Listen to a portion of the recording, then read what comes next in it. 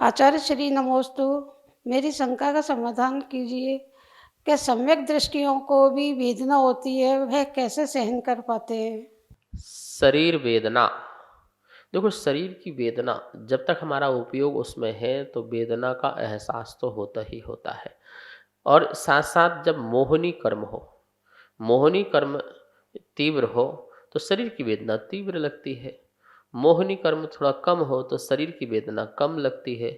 और भी कम हो तो कम लगती है, और मोहिनी कर्म का अभाव हो तो शरीर में वेदना होते हुए वेदना नहीं लगती है। इस बात का ध्यान रखना। तो हमारा जो परिणाम मोह का है वही हमें शरीर का वेदन आदि भी कराता है। ठीक है ना।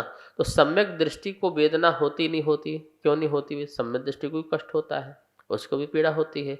वो वेदना मतलब जानता है कि इसमें हलचल हो रहा है, इसमें परिवर्तन हो रहा है, शरीर में तनाव पैदा हो रहा है, इसके ज्ञान का विषय बन रहा है, वो अनुभव कर रहा है। अब अनुभव करने के बाद वो उसमें राग द्वेष करे न करे ये उसका अपना पुरुषार्थ है। अनुभव हो रहा है और राग करे तो दुखी होगा, और द्वेष करे तो दुखी होगा, और दोनों नहीं करेगा तो सुखी होगा। तो सम्यक दृष्टि भी जो है इस शरीर की वेदना को जानता है और उसका अनुभव करता है, और कभी कभी दुखी भी होता है, दुखी भी होता है। लेकिन वो अप्रत्याख्यान प्रत्याख्यान सुजन कसाय जो है उसके कारण, उस राग के कारण, ठीक है ना, अनंतानंदी मोह के कारण नहीं, अनंतानंदी क्रोध मान माया लोभ के कारण नहीं, मिथ्यात्व के कारण नहीं। वो तो विपरीत जो श्रद्धान है उसका तो अभाव हो चुका है, वो उस कषाय का भी अभाव हो चुका है। लेकिन अभी अप्रत्याख्यान संबंधी जो कषाय है, राग है, वो समाप्त नहीं हुआ। शरीर से राग, परिवार से राग, वो राग समाप्त नहीं हुआ, मोह समाप्त नहीं हुआ। इसलिए उसमें कुछ परिवर्तन होता है तो उसे भी कष्ट होता है, उसे भी पीड़ा होती है।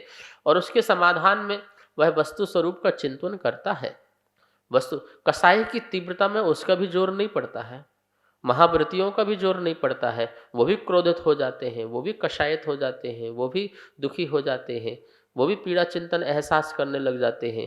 लेकिन बाद में वस्तु का स्वरूप को जान करके अपने परिणामों को संभालते हैं, उन कष्टों को सहन करते हैं, उनकी वेदनाओं को सहन करते हैं। इसलिए सम्यक दृष्टि को भी ये जो है कष्ट वेदना आदि हो सकती है और होती है। ठीक है। लेकिन वह मिथ्या दृष्टि जैसे जो है व्यक्ति जैसे दुखी नहीं होता है, कलह को पैदा नहीं करता है और परेशान नहीं होता है। नमोस्तु आचार्य नमोस्तु नमोस्तु। आचार्य मेरी एक समस्या है। जैसे कोई व्यक्ति हमें धोखा देता है, अगर और उस पर हमें बहुत गुस्सा आता है, बहुत क्रोध आता है, तो हम अपने गुस्सा को कैसे कंट्रोल करें और क्या करें जो हम उन पर उस पर गुस्सा ना आए? संसार में कब दोस्त दुश्मन बन जाता है पता नहीं चलता है। देखिए, ये हमारे कर्म का उदय होता है। अच्छा कर्म चलता है तो दुश्मन भी दोस्त हो जाते हैं, और जब बुरा कर्म चलता है तो दोस्त भी हमारे दुश्मन हो जाते हैं, मतलब अपने भी पराये हो जाते हैं। और अच्छा कर्म है तो पराये भी अपने हो जाते हैं। ये सब कर्मों का ही फल है। तो हमें शांति रखना चाहिए। कोई हमें धोखा दे जाता है, हमसे बेईमानी कर देता है, तो हमें उसके प्रति रोष का भाव नहीं लाना चाहिए। हमें इस प्रकार से सोचना चाहिए कि इसने धोखा दिया है तो ये मेरे कर्म का उदय है, इसने मेरे से बेईमानी की है तो ये मेरा कर्म का उदय है, वरना इसकी कोई ताकत नहीं थी कि ये मुझे धोखा दे सकता था। मेरे कर्म ने ही मेरा धोखा दिया है, मेरा साथ छोड़ा है। पैसा खास है तो सब पास हो जाते हैं, नहीं होता है तो दूर चले जाते हैं। इसका मतलब है पुण्य होता है तो सब हमारे पास हो जाते हैं, पाप होता है तो सब हमसे दूर हो जाते हैं। यदि ये चिंता, ये फिलॉसफी हमारे मन में आ गई तो हम निश्चित ही सुखी हो जाएंगे। फिर हम किसी के प्रति बुरा विचार नहीं लाएंगे कि उसने हमारे साथ ऐसा क्यों किया।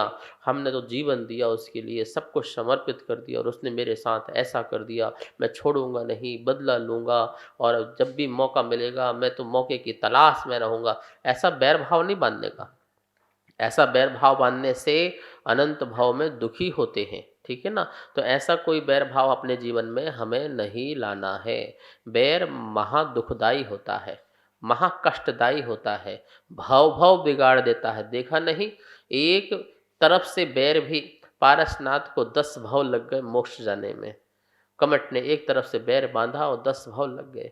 तो हम भी इस प्रकार से किसी से बैर बांधेंगे तो उसका जीवन तो नष्ट होगा ही, हमारा भी जीवन जो है बेकार हो जाएगा। इसलिए कोई धोखा दे, कोई बेईमानी करे, कुछ भी करे, आप उसमें यही सोचना है कि ये मेरे कर्म का उदय है, जिसके कारण मेरे साथ ऐसा हो रहा है, अन्यथा कभी भी मेरे साथ ऐसा नहीं हो सकता था। सीता राम को क्या कोसे क्या, मुझे धोखा दिया है, ठीक है ना? नहीं, ठीक है, राम मेरा ही कर्म का उदय था, राम ने मुझे जंगल में छुड़वा दिया है। मैं अपने धर्म के साथ रहूं, अपने क्षमता के साथ रहूं, अपने संयम के साथ रहूं, इस विचार को रखेंगे तो सुखी रहेंगे। इस कार्यक्रम के पुण्यार्जक थे